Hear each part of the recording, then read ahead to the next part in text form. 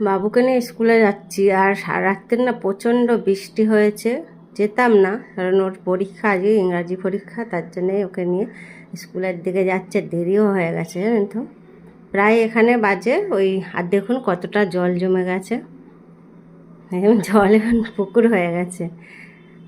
ওই 8টা বাজতে 5 মিনিট বাকি আছে, আর ওকে দিয়ে ভিজে গেছে জানেন তো। একটু চা বলে দিলাম, চা খাই একটু গরম গরম, ছাতায় কি আর জল আটকায় বলুন তো।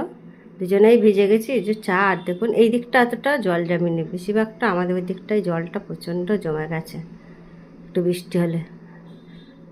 চা খাওয়া হয়ে গেছে, এবার বাড়ির দিকে যাই। আর দেখুন রাস্তায় কত জল জমে গেছে।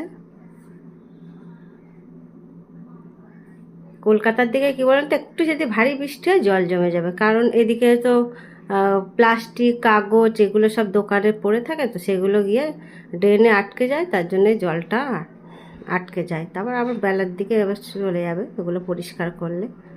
পরিষ্কার হয়ে গেছে, আর বাড়ির দিকেও চলে এসেছি। চলুন, আর আমাদের বাড়ির গেটেরটা দেখাচ্ছি। দেখুন এইখানটায় তো আমাদের বাড়ির গেটের আগে জল জমে পুরো এইখানে বেরোলে। আর ওকে তো ওর মেসো কোলে করে নিয়ে গাড়িতে বসালো, কারণ ওর তো স্কুলের জুতো মোজা এগুলো ভিজে যাবে বলে ওকে কোলে করে গাড়িতে তুললো।